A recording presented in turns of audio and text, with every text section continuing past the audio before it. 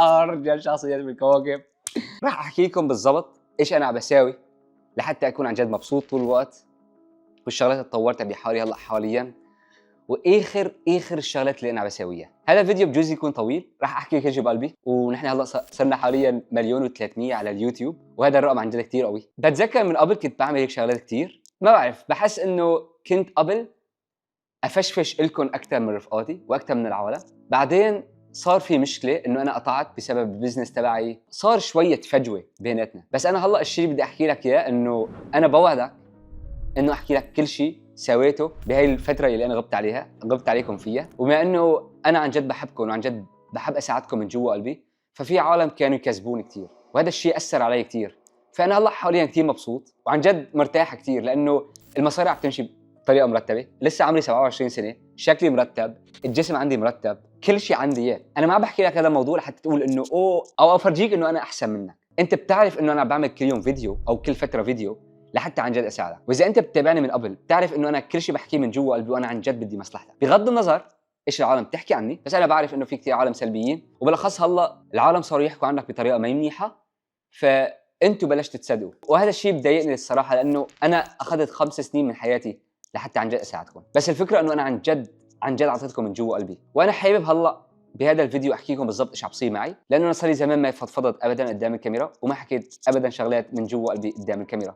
بعمل مثلا نصايح للشباب، بس بالنصايح تبعت الشباب ما بكون انه انا مرتاح احكي كل شيء انا بقدر عليه. اول شيء بدي احكي لكم اياه انه انا عن جد هلا بالوقت الحالي كثير مبسوط، وانا موصل لمرحله بتمناها للكل. وفيك تشوف لغه الجسد تبعتي، او فيك تشوف انه شكلي انا هلا حاليا شو قد انا مبسوط، وتعرف انه عن جد الشيء عم بحكيه هلا انا من جوا قلبي. هلا خليني احكي لك اول شيء عن الروتين اللي انا بساويه. من غير روتين انت ما بتقدر تطلع مصاري. انا متاكد من غير روتين انت ما بتقدر تكون مبسوط طول الوقت. في كثير عالم بتربط المصاري بشغلات غريبه عجيبه، بس اذا انت ما عندك طريقه التفكير الصح، اذا انت عن جد مالك مبسوط بالحياه، ما رح تقدر تجيب المصاري. المصاري ما بتقدر انت تركض وراها. المصاري هي بتجي لعندك لما انت بتكون الشخص الصح يلي بيجذب المصاري. والشخص اللي بيجذب المصاري هو الشخص اللي عن جد عنده طريقه تفكير مرتبه، وهو مرتاح وهو مروق. ما هو الشخص اللي يكون بفكر بطريقه عصبيه طول الوقت. ما هو الشخص اللي بفكر طول الوقت انه انا بدي مصاري بدي مصاري بدي مصاري. الشخص اللي ما بطلع مصاري، صدقني، اول شيء انا بفيق الساعه 4 الصبح. حاول تفيق بكير. يعني مثلا انت تفيق الساعه 12، حاول تفيق الساعه 11 شوي شوي لبين ما توصل البكير اللي انت بتحبه، مثلا 6 الصبح. وليش انا عم بالك تفيق بكير؟ لانه بهذا الوقت ما في حدا ابدا فايق، والاشخاص اللي بفيقوا بيروحوا على الشغل يلي المعلم جابرهم يروحوا عليه. فاذا انت عندك روتين وانت عم تفيق من شانك انت، هون انت عم تعمل معجزات قسما بالله، ورب العالمين عم بشوفك انه انت عم جد عم تحرق الدنيا مشان توصل. لما انت بتفيق بكير وبتشوف العالم كلها نايمه، رح يجيك شعور كتير مرتب انه انت عم تعمل الشغلات اللي انت عن جد لازم تسويها لحتى توصل. انا ما بقدر اوصف لك اياه اذا انت ما سويت الروتين اللي بحكي لك عنه. انا ما بقدر اوصف لك اياه، بجوز من بيناتكم مساوينه. اذا انت مساوي كتير اكتبوا تحت بالتعليقات. هي عندك اول شغله، الفيقه بكير. ثاني شغله، لازم تخلي جسمك يكون عن جد متنشط. ما فيك تفيق الصبح وتقعد قدام اللابتوب طول الوقت. ما فيك. عم بحكي معك شغله شباب، ما فيك. انا جربت كتير شغلات وانا عم بعطيك الزبده. هلا العادات البسيطه كتير هي اللي بتساوي شغلات كتير كبيره بالحياه. وفي عالم كتير ما بيعرفوا هذا الموضوع. العالم بدهم مصاري، العالم بدهم يكونوا مبسوطين، بس هن نطلع على الشيء اللي انا عم بساويه كل يوم بتلاقيهم مخرب ميتين. وانا عن جد عم بحكي من جوا قلبي، وانا عن جد عم بحكي معك مثل ما بحكي مع اخوي. انا ما عم بعمل هذا الموضوع لحتى بس ابيعك حكي. انا بدي اياك تطبق الشيء عم بحكي لك اياه لحتى تستوعب. انا عن جد قد موصل لمرحله كثير قويه بالمصاري بالجسم بكل شيء. لازم تخلي جسمك يكون عم بتحرك.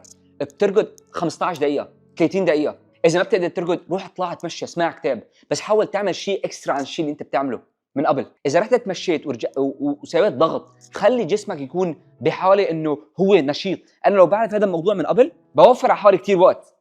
خليني ارتاح بالقعده. واستوعب ليش انا عم بالك ترقد، لانه الانرجي عندك، انت عم بتفرجي جسمك انه نحن هلا فقنا والله نحن عم نعمل فعل. جسمك رح يساعدك لحتى تنجز انجازات كثير كبيره، واللي هي الاهداف اللي انت بدك اياها. وفي كثير عالم ما بتعرف هذا الموضوع، انا عم بحكي لك اياها من الاخير. بعد ما صرت انت عندك انرجي كثير قويه، اوكي، ورقدت، رح ترجع رح تحس بهذا الموضوع. تتحمى بمي بارده، تخلي الانرجي عالي. لازم تهتم بجسمك، لازم تهتم بشكلك، لازم تحط شيء على وشك. في عالم بتقول انه الشخص اللي بيهتم ببشرته هو جاي. اخوي، هدول هن الاشخاص، هن الجايات. عم بحكي مع شغل الشباب. تخيل معي انه انت عندك لامبورجيني، تخيل معي انه اللامبورجيني تبعتك تعيفها وسخه طول الوقت. ما بصير انت اخوي انا عن جد بدي اساعدك. بتحافظ على الشيء اللي رب العالمين اعطاك اياه، بتستخدم شغلات لوشك، مرطب للبشره، بتغسل وشك، بتطلع على وشك بالمرايه، بتتامل الشيء اللي رب العالمين اعطاك اياه، بتعرف انه هو قيمه كثير قويه والعالم التانيين ما عندهم اياه، بجوز ما عندهم اياه بس ما بحسوا فيه، بس انت لازم تكون حاسس فيه، وهذا هو الامتنان. هدول الشغلات اللي انا بعملهم بالروتين الصباحي، انا هلا عم بشرح لك ليش عم بعملهم، مو بس عم بعملهم، ما عم بحكي لك ليش، انا عم بحكي لك هلا ليش انت لازم تساويهم كمان. بعد ما تخلص من انه تظبط شكلك، تلبس لبس نظيف، بتلبس لبس نظيف، وحتى لو ما عندك مصاري تشتري لبس ايش ما كان، تلبس لبس نظيف، تشتري بدلين، بدل بتحطه بالغساله وبدل يكون نظيف، تكوي اغراضك قبل ما تنام، تلبس لبس نظيف، تتعطر، ريحتك لازم تكون طيبه، تقعد تتامل 15 دقيقه تامل ما بتاذي ولا اي شخص بالعالم.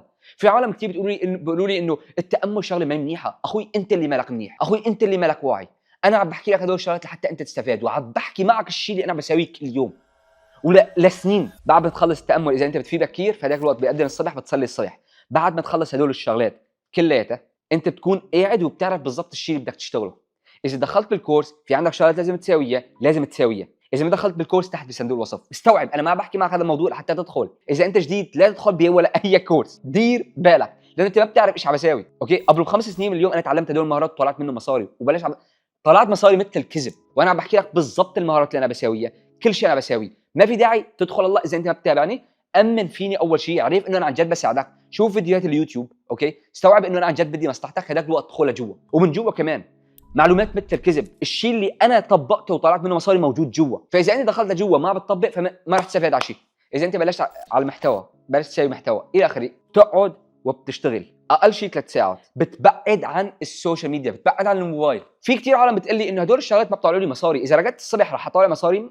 ما رح تطلع مصاري. بس هدول الشغلات اللي انا بحكي لك اياهم هدول هن العادات يلي هن عم يطلعوا لي مصاري. انت عم بحكي لك اياهم هلا حتى انت تطبقهم من بكره، وانا بتمنى يكون معك ورقه وقلم وعم تكتب، لانه الشيء عم بحكي لك اياه حقه اكثر من مصاري. هذا فيديو يوتيوب انت بالك دافع لي ولا اي شيء عليه، وانت لازم تطبق لحتى تعرف الشيء اللي انا بعطيك اياه هلا. اوكي طيب، صليت، كاتب الشيء اللي انت تشتغله، بتشتغل اقل شيء 3 ساعات. بعد ما تخلص شغلك بتروح على النادي. ضروري كثير تروح على النادي، وضروري اكثر انه انت ما يكون عندك فات بجسمك. الضروري الاكثر انه انت ما يكون عندك دهون بجسمك. استوعب الفرق الكثير الكبير اللي صار بحياتي، ان كان لما بلشت انشهر، لما بلشت اطلع مصاري، كان بس بسببه لانه كنت منضبط وعم بعرف بالضبط ايش عم باكل ايش ما عم باكل. النادي انا مثابر عليه. النادي شغله كثير مهمه انت لازم تستوعبها، لان اذا عندك فات بجسمك وشغلات مثل الكذب فانت بتشتري على الشوكولاته طول الوقت، على الكرواسون طول الوقت، ولما عم تاكل سكر انت الانرجي عندك هون عم تتبهدل. واستوعب انت بتكون مالك واعي، بس انا واعي. انا حللت حالي كثير، انا كاتب دفاتر مثل الكذب هيك، شغلات مثل الكذب عم بحلل حالي، وانا عم بعطيك كل شيء ببلاش. اذا انت متعود على الفطور، انا عم بقول لك الفطور مو منيح. اذا بتفيق بكير، انا باكل اول وجبه الساعه 12، اوكي، والوجبه اللي باكلها هي سموزي. بشرب السموزي، بوم بطلع على النادي بتمرن. بعد ما اتمرن بقعد على الشمس، باخذ شمس لجسمي. الفيتامين دي كمان بساعدك كثير لحتى تعدل المود تبعك. استوعب لحد الان انت ايش عملت؟ وبتعرف شو بتكون الساعه؟ ما بتكون الساعه اكثر من 10، ما بتكون الساعه اكثر من 10. واستوعب العالم يلي بيطلعوا مصاري، العالم يلي عن جد بينجزوا بالحياه ما راح يحكوا لك هذا الشيء لانهم ما بيعرفوه. واذا هن عم يحكوا لك شغلات ثانيه هن ما بيعرفوا المعجزات يلي بتصير معك لما انت بتكون عم تسوي هدول الشغلات. تخيل معي كل هذا الوقت انت سويته لحتى عن جد تطور من جسمك، تطور من عقلك، تلتهي بجسمك بشكلك، تشوف حالك انه انت عن جد مرتب، تشتغل. وهذا الشغل رح يساعد اهلك بالمستقبل، هذا الشغل رح يساعد حالك بعد سنه من اليوم. رح تشوف النتائج اللي انت عم بتطالعها، رح تنبسط كثير لما بتطالع مصاري، رح تصير تسافر، رح تصير عن جد تساوي شغلات كثير كبيره. بعد ما تخلص من الروتين بترجع على البيت، اوكي، بعد ما تخلصت التمرين والشمس ترجع على البيت بتكمل شغلك. اذا عندك كتاب بتقرا كتب، بتحاول تثقف عقلك طول الوقت، بدك تضلك طول الوقت منضبط. وما راح احكي لك بالضبط انا ايش بسوي بالليل، بس استوعب انت ايش لازم تساوي. فيك تروح تشوف رفقاتك، فيك تشوف اهلك، فيك تسوي اللي بدك، بس استوعب ما بتساوي الشغلات اللي بتخليك تبعد عن الانضباط. اذا عندك رفقات سلبيين بتوقفهم، اذا عندك عالم سلبيين بحياتك ما بخلوك تنجز بتوقفهم. لما بترجع على البيت بتاكل، هذاك الوقت شو ايش بتساوي؟ لازم تجهز عقلك انه تنام الساعه 8، اوكي. اذا ما بدك تنام الساعه 8 بجوز كثير بكير عليك، حاول تقرا تهدي عقلك لحتى تنام منيح. قبل ما تنام بساعتين ما بتاكل ولا اي شيء، لانه انت لما بتاكل وبتنام فجسمك لساته شغال. لما بتفيق وانت اكل اكل كثير دسم، فانت بجوز تفيق وانت جوعان، او بجوز تفيق وانت معدتك عم توجعك. انا ما بدي اياك تحس بهذا الوجع، لانه هذا الوجع انت عم بتساويه لحتى انت تبنج حالك، وانت تعلمت على البنج. استوعب انت بتعود على الدوبامين السريع. وفهمني، ما راح ادخل عميق بهذا الموضوع. انا عملت قناه مايند سيت، شوفها هي هون، هذا الفيديو كثير قوي، روح شوفه بعد هذا الفيديو. انت عودت حالك على الدوبامين السريع، فانت عم تتفرج على السوشيال ميديا طول الوقت، عم تتفرج على افلام اباحيه، عم بتخضها طول الوقت، انت معود حالك على الشغلات السريعه. لازم هلا تبدل عقلك، وبدل ما تساوي شغلات سريعه لازم تساوي الشغلات البطيئه يلي بتعطيك نتائج، عفوا اللي بتعطيك بسط بطيء. يعني مثل ايش؟ يعني اذا انت هلا عم تشتغل على البزنس تبعك، اوكي خلينا نقول مثال، او عم تشتغل على الجسم تبعك، ما راح تشوف نتائج بيوم وليله، بس راح تشوفه بعد 6 شهور من اليوم. بعد ما تنضبط هدول ال6 شهور راح تشوف شيء مختلف صار بحياتك. انا قبل ما انام ايش بساوي؟ بقعد بكتب مذكراتي، ايش صار معي بهذا اليوم. بحب اكون واعي كثير. اذا ما بدك تكتب هدول الشغلات، حاول يكون عندك ورقه وقلم جنبك بالتخت، او مثلا اذا انت عايش ببيت مرتب حط موسيقى هاديه، اوكي؟ ما تتفرج على السوشيال ميديا. عم بحكي لك الاسرار يلي ما حدا رح يحكي لك اياها على السوشيال ميديا، لانه ما حدا بيعملها. بتحط ورقه وقلم وبتصير بتكتب بالضبط ايش هو الشغلات المنيحه اللي سويتها بهذا اليوم، والشغلات الغلط اللي سويتها بهذا اليوم، شلون بكره بصير احسن. انا بسويها مع رفيقي، انا عايش هلا هون مع رفيقي، اوكي؟ هون نحن انا ورفيقي بنقعد طول الوقت بنحكي عن هدول الشغلات، شلون فينا نسوي بكره احسن. انت اذا ما عندك هذا الشخص فانت فيك تكتب بورقه وقلم. انا لما ما كان عندي شخص رفيقي او مالي عايش مع حدا، فانا كنت عم بكتب طول الوقت شلون بقدر اسوي بكره احسن، شلون بقدر انبسط اكثر احسن. فانت بتكتب مثلا خضيته اليوم، انا بعرف ايش بتساوي، تفرج على افلام اباحيه اليوم، هل انجزت بالشغل، كم ساعه اشتغلت بالشغل، 3 ساعات، هل كنت عن جد انا مفوكس، لا، شلون بقدر افوكس بكره اكثر، اذا وقفت الاكل، اذا سويت الشيء عم بحكي لي اياه كزاز، بوم راح انجز اكثر. بتكتب، بتصير واعي على كل شيء، كل الشغلات اللي انت عم تساويها. حتى لو انت تفرج على السوشيال ميديا، اكتب كم ساعه انت قاعد على السوشيال ميديا. لازم تكون رايق، مو انه انا لازم اسوي لا لا لا لا لا. انت عندك عادات سلبيه انت عملتها بسنين، العيشه اللي انت عشتها كلها ايمت انت صرت منضبط؟ ما بعرف اذا انت صرت منضبط بحياتك، بس اذا صرت منضبط بعدين رجعت مره ثانيه، هدول العادات رح يرجعوا. ليش؟ لانه انت متعود لما كنت صغير على الدوبامين السريع، على الشوكولا، على الكرواسون، على هدول الشغلات كلها اللي بتخلي جسمك يكون بطريقه ما منيحه، فانت تعودت على هي الطريقه. في عالم كثير بيقولوا لي انه انا اليوم فقت الصبح بس ثاني يوم ما فقت. لازم تعود حالك اقل شيء 7 ايام، ورح تصير تنبسط بهدول الشغلات اكثر بكثير من انه تحكي مع بنات، اكثر بكثير من كل هدول الشغلات. هلا انا بعمل فيديوهات شو انت بتحكي مع بنات، انا بحكي مع بنات، ولحد الان ثواني لحتى اكون معك صريح كثير، ما بدي احكي لك شيء وانا ما عم بسوي شيء. صار لي تقريبا شهر ما عم بحكي مع بنات. الفكره انه انا عن جد بدي اكون مركز كثير كثير على العادات المرتبه لحتى انجز انجازات كثير كبيره بالمستقبل. لانه للصراحه انا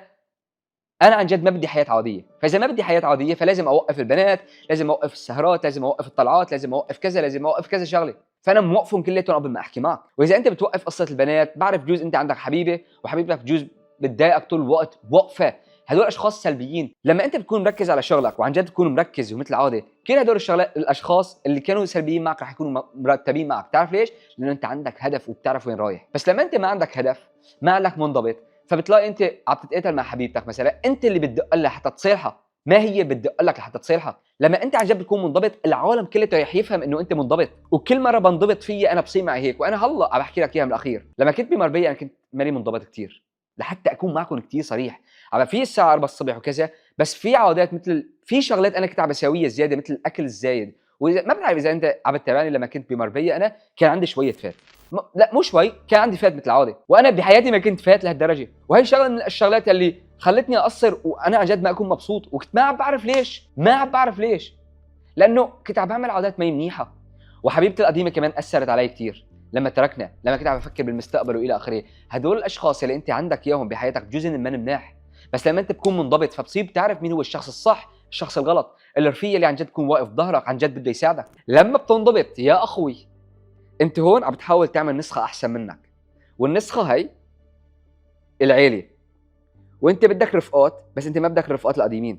فانت عندك حل محلين، انت بالنص، لا اما بتنزل عند رفقاتك القديمين وبترجع بتحكي معهم وبتاخذ نفس الشعور وبتغوص وبجروك لتحت، لا اما بتضلك لحالك عم تشتغل لبين ما تطلع مصاري وتطلع على بلد جديد او تسجل بنادي احسن. بدك بحكي لك هدول الشغلات بغير فيديو، شو انت بتلاقي اشخاص عن جد مرتبين ومثل ما انت بدك ناجحين عن جد. هلا اذا دخلت بالكورس رح تلاقي اشخاص مثلك، فرح تتعرف عليهم، لانه كل الاشخاص المرتبين عم تابعوني بالقناه هي داخلين جوا، فهن عم يتعلموا الشيء اللي انا بعمله، وهنا في منه عم بيطلعوا مصاري، اوكي؟ والاشخاص اللي ما عم بيطلعوا مصاري ما عم بيعملوا فعل. فاذا انت دخلت لجوا وتعرفت هدول الاشخاص، فكون عندك رفقات عن جد مرتبين لما بتطلع مصاري. قسما بالله صارت في تقريبا شيء 6 شباب داخلين بالكورس كانوا اوكي، قسما بالله بلشوا يطلعوا مصاري مع بعض وراحوا طلعوا على تركيا على فيلا، قعدوا كلياتهم مع بعض. ليش انت ما تسوي نفس الشيء؟ هدول الاشخاص اللي عن جد مرتبين انت لازم تصبر لحتى تتعرف عليهم. اوكي، فانت بالنص ما عندك رفقات، لا اما بتنزل لتحت عند رفقاتك القديمين، لا اما بتضلك لحالك. ضلك لحالك 6 شهور، فوكس، شارب، ركز، اشتغل، طالع مصاري. بعد ما تطلع مصاري بتصير بتلاقي الاشخاص اللي عن جد مرتبين، وهون هدول الاشخاص المرتبين عن جد قسما بالله رح يساعدوك كثير لحتى تطور من حالك اكثر. الانرجي اللي جواتك، الوحش اللي جواتك لازم يطلع.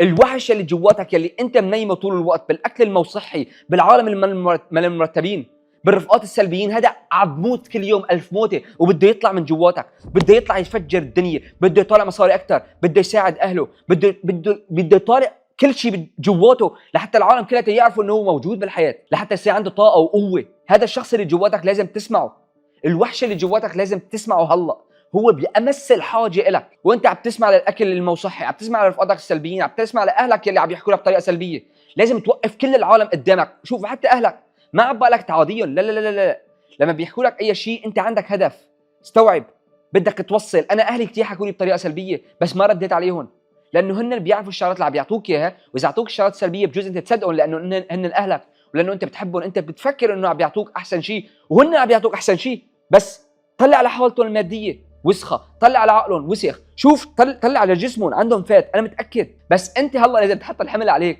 وتعرف انه هن بحاجتك. هلا انت لازم تشتغل باسرع وقت ممكن لحتى تساعد اهلك اللي موجودين بالبيت يلي ما بيعرفوا الشغلات اللي انا بحكي لك اياها. انت سهل عليك انه تطالع الوحش اللي بجواتك، وضروري تطالعه، ضروري تطالعه. وانا عم بحكي معك شغله شباب، ما بدي اياك ما بدي اياك تفكر بطريقه سلبيه. المصاري ما هو كل شيء، لانه كنت عم بطالع مصاري بس بنفس الوقت كنت ماني منضبط كثير، بس ما كنت مبسوط مثل هلا انا عم بصاري مصاري اكثر ومبسوط اكثر. وبتعرف الشيء اللي وصلني لهون؟ طريقه التفكير بس. لانه لما ما كان معي مصاري ابدا بلشت على السوشيال ميديا وصرت مشهور، لما ما كان معي مصاري ابدا بلشت اطالع مصاري وانا نايم، استوعب، لانه انا كنت عن جد منضبط، لانه كنت عن جد عم في الساعه بالصبح كل يوم، كنت عن جد عم بشتغل على حالي كل يوم. بس عود بس فكر معي بس للحظه، ليش هنن ومو انت؟ ايش هو السبب يلي عم بخلي الاشخاص هدول ينجحوا؟ ليش انا ومو انت؟ ليش انا طلعت من سوريا لما كان عمري 15 سنه كنت عم بشوف الموت قدام عيوني، القذائف مثل الكذب، الرصاص مثل الكذب، رفقاتي ماتوا قدامي، كل هدول الشغلات ايام ما ناكل. ليش انا عملتها وانت ما تعملها؟ ايش هو السبب؟ ايش هو الفرق بيني وبينك؟ هل انا عندي شغلات معجزات رب العالمين اعطاني اياها انت ما اعطاك اياها؟ عندي ايدين عندك ايدين، عندك جسم عندي جسم، عندي عقل عندك عن كل شيء عندك. انا عم بحكي معك وانا مفعول لانه انا عن جد بعرف بالضبط انت لازم تتغير ولازم تتطور. واذا انا عم بحكي مع حالي لما كنت صغير راح احكي مع حالي بنفس الطريقه، لانه عن جد بزعل على هذا الشخص لانه ما بيعرف المعلومات اللي انا هلا بعرفها، بزعل عليه لانه عن جد بده يتطور، بده يساعد اهله. انت ما عندك ولا اي شيء غلط، انت عندك كل شيء، كل العالم الاغنياء عندهم اياه، كل العالم يلي عم يسافروا عم بيعملوا كل هدول الشغلات قسما بالله انت عندك اياهم، بس انت مالك شايفهم وضروري تشوفهم. وانا عم بحكي من جوا قلبي هلا لحتى عن جد تستوعب، قسما بالله انت عندك كل شيء انا عندي اياه. انا قصير، انا طولي 170، بتعرف انه انا كنت احط حجه انه انا طولي 170، طول الوقت انا 170، انا قصير انا قصير. اذا انت عندك حجه كمان امسحها من عقلك. رب العالمين اعطاك احسن شيء بالعالم هو انت. لما عم بتطلع حالك بالمرايه استوعب انه انت وحش، استوعب انه انت طلعت من اماكن وسخه كثير، استوعب انه هذا الوحش اللي قدامك بالمرايه هذا فيه يكسر الدنيا ويوصل ابعد ما انت بتتخيل. لانه انا بحياتي ما فكرت انه اوصل هذا المكان، انا بحياتي ما فكرت انه اصير مشهور، انا بحياتي ما فكرت انه عن جد اطالع مصاري مثل الكذب، انا بحياتي ما فكرت انه انا لما اكون نايم اطالع مصاري. هل انت مفكر الشخص اللي عمره 15 سنه لما كان عم بشوف الموت قدام عيونه واهله كانوا عن جد محتاجين مصاري وحرب، هل انت مفكر انه هو بيعرف انه راح يوصل لهذا المكان؟ لا. بس انا بتمنى انه هو كان يفهم هذا الموضوع، لانه اذا فهم هذا الموضوع كان بيوصل اسرع وبيعرف المعجزه اللي رب العالمين اعطاه اياها. ليش مو انت؟ ليش مو انت؟ ليش هن ومو انت؟ انت وحش، انت عن جد قوي، انت عندك طريقه تفكير قويه، انت عندك معتقدات سلبيه فيك تغيرها، انت ما عندك معلومات فيك تتعلم معلومات، فيك تسمع كتب، فيك تقرا كتب، فيك تطور من حالك، فيك تعمل فعل مباشر اليوم فيك تعمل فعل، وفيك تطلع من المكان اللي انت هلا فيه، بغض النظر ايش عم بتطالع مصاري، بغض النظر. هذا الشيء انا عم بحكيه مع حالي ورح اكون معك صريح، انا بحكي مع حالي لحد الان، بغض النظر ايش عم بتطالع مصاري فيك تطالع مصاري اكثر، بغض النظر ايش عم تعيش فيك تعيش حياه احسن، بغض النظر ايش عم تساوي فيك تساوي احسن. ليش هن ومو انت؟ ايش هو السبب؟ ليش هن ومو انت؟ لانه هن عندهم طريقه تفكير انت ما عندك اياها، ولا عارفانين انه عندهم معجزه رب العالمين اعطاهم اياها، وعندهم بيفهموا انه الشيء الوحيد يلي هن بيحتاجوه هو معلومات. فبروحوا بيقروا كتب، بروحوا بغوصوا بالمعلومات، بغوصوا وبيعملوا فعل. ما تصير مثل اي شخص بحط نظارات بالمدرسه وبكون هو اذكى واحد بالمدرسه. ما بدي اياك تكون اذكى واحد بالمدرسه، بدي اياك تسمع كتب بتطبق. ما تصير مثل الاشخاص التانيين اللي بيتفرجوا على السوشيال ميديا طول الوقت على معلومات مثل الكذب وما بيعملوا ولا اي فعل. عندهم المعلومات كلها بالعالم كلها بس ما عم بيعملوا فعل. ايش هو الفرق؟ الفرق انه تعمل فعل. هذا الفيديو ما راح يساعدك ولا باي شيء اذا انت ما بتطبق. عم بحكي مع شباب الشباب، وانا عن جد بدي اياك تطبق. انا بدي اياك عن جد توصل اماكن كثير مرتبه. انا بدي اكون فخور فيك. انا بدي اياك تكون فخور في حالك. انا بدي اياك بيوم من الايام انه تبعت لي مسج تقول لي اخوي كزاز انا وصلت لمكان كثير مرتب. انا وصلت بمكان كثير مرتب وانا فخور في حالي لانه انا عملت هذا الموضوع. ما هو انا اللي ساعدتك، انا بجوز اعطيك رؤوس اقلام لانه انت عم بتشوف الحرقه اللي جواتي. انا عم بفكر بالشاب الصغير اللي عمره 15 سنه طلع من سوريا، كان ما بيعرف ولا اي شيء بالحياه، كان كل العالم عم يدعوسوا عليه، ما عنده ثقه بالنفس، ما عنده مصاري ياكل. وهذا الشيء عم بحكي لك اياه قسما بالله العلي العظيم، الله يحرمني عيوني لامي اذا عم بكذب، من جوا قلبي عم يطلع. وانا بعرف انه انت فيك، انا بعرف انه انت فيك. خلي هذا الشيء يكون بعقلك طول الوقت انه انت عن جد فيك. شيل السلبيه، كب السلبيه على جنب واستوعب انه اي شيء بيجيك كسلبيه لازم تستوعب انه بوم، تستوعب انه هذا الشيء السلبي اللي اجاني هلا لحتى يوعيني استوعب انه بكره اسوي شيء احسن. حتى لو عملت العاده السريه ما تكون طريقه سلبيه طول الوقت. حاول تكون واعي اكثر من بتكون سلبي. لما عم تكتب انه انا عملت العاده السريه وانا هيك حسيت، فانت بتكون واعي. الشيء الوحيد اللي بدي اياك تساويه انه عن جد تكون واعي. تعرف الوعي اللي عندك اياه هاد بدي اياك تطوره لابعد حدود.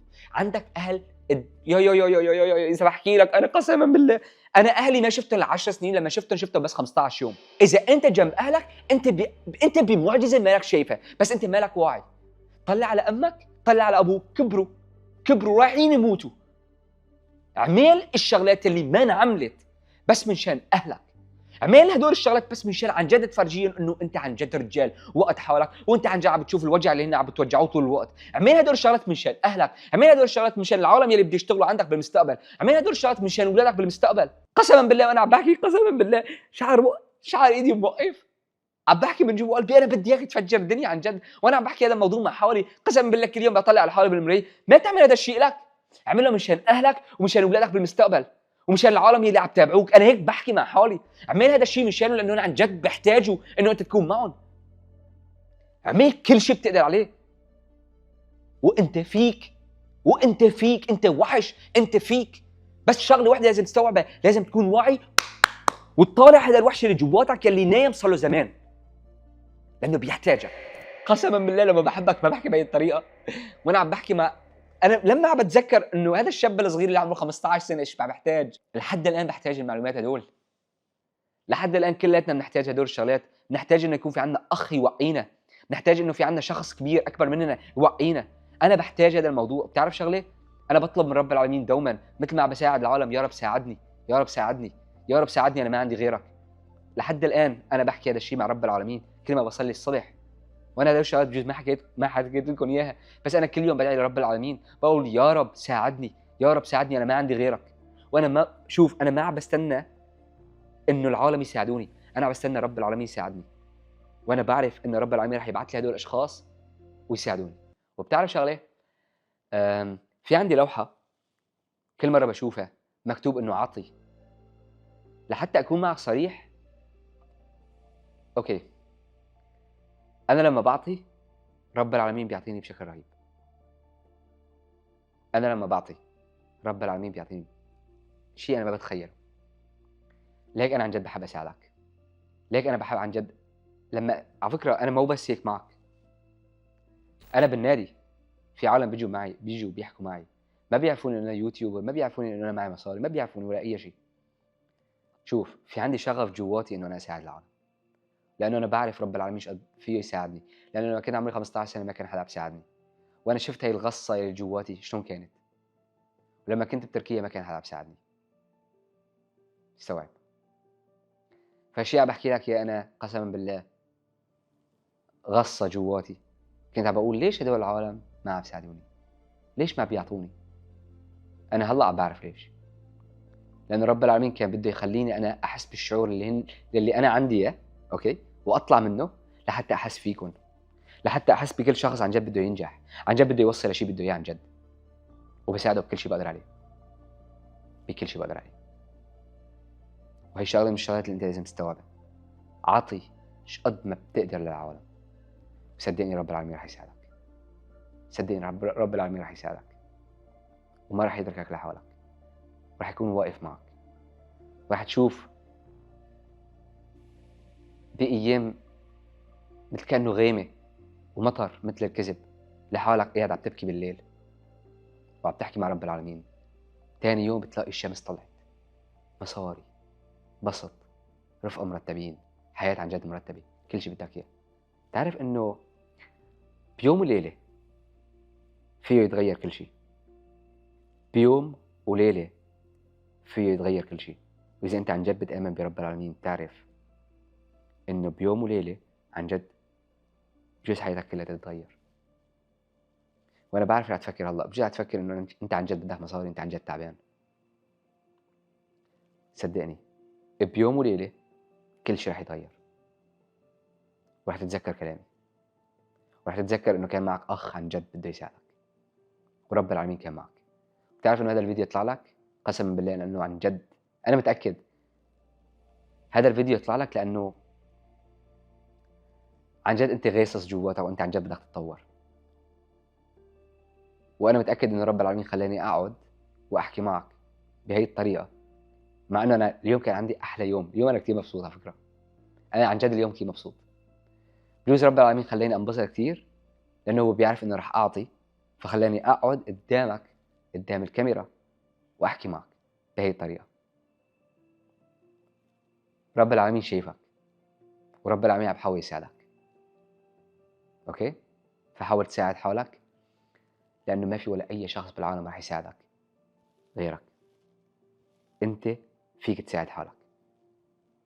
رب العالمين رح يزت لك رؤوس أقلام، بس إذا أنت ما عملت الفعل ما في حدا رح يساعدك. عن جد أنا بحبك قسما بالله من جوا قلبي، وأنا بحس بالمعاناة اللي أنت عندك إياها، بغض النظر عن المشاكل اللي أنت عندك إياها، إن كان بالعادة السرية، إن كان بدك تطور من شخصيتك، إن كان بدك تطور من لبسك، إن كان بدك تحسن مظهرك، إن كان بدك تساوي مصاري. كل هدول الشغلات أنا حاسس فيك، لأنه الصورة اللي قدامك كاملة، من لبس لجسم لشكل لشعر لكل شيء. أنا كامل وأنا بعرف، والحمد لله رب العالمين إنه أعطاني هاي المعجزة. هل هذا الشخص اللي قدامك اللي أنت شايفه إذا ما عمل هدول العادات كل يوم هل هو فيه يشوف حاله كامل؟ لا. بجوز ما أحس بالمعجزة اللي أنا عندي إياها لما مثلا ما بكون عن جد ممتن من رب العالمين، بس أنا حكيت لك كل الشغلات اللي أنت لازم تساويها ولازم تطبقها لحتى تعرف إنه رب العالمين عن جد يعطيك نعمة. بتمنى لك كل خير من جوا قلبي، وقربنا نوصل ل1,500,000 على اليوتيوب. أنا كتير مبسوط، أنا كتير مبسوط إنه أنتم معي بهالرحلة، من جوا قلبي مبسوط. أوكي، يا رب على فكرة من جوا قلبي هالحكي عم بحكيه، يا رب توصل لكل شيء بدك إياه، يا رب، ويا رب يكون معك. وبتمنى لك كل خير من جوا قلبي عن جد، كذا مرة حكيت لك إياها. بتمنى لك الخير، بتمنى أهلك كمان يكونوا بخير طول الوقت. ولا تنسى استوعب، إذا أنا مت اليوم صدقني إنه أنا عن جد بدي مصلحتك. إذا أنا مت اليوم صدقني إنه أنا كنت عم بعطيك كل شيء بقدر عليه. أحبك رغم الوقت. إذا ما تابعتني على الانستغرام روح تابعني، أوكي؟ بس عن جد عن جد هذا الفيديو طالع من جوا قلبي، كثير من قلبي. وأنا رح أشوف هذا الفيديو كذا مرة، أنا بعرف لأنه لما بحب فيديو بشوفه كذا مرة. فأنا هذا الفيديو هو رح يعطيني كمان حافز إني أشتغل أكثر. شوف أنا بالنسبة لي عن جد بحب أشوف إنه أنت معي كمان، يعني أنا بحب أحكي كثير، بس إذا بتشوفني بأرض الواقع أنا بسمع أكثر ما أحكي بكثير.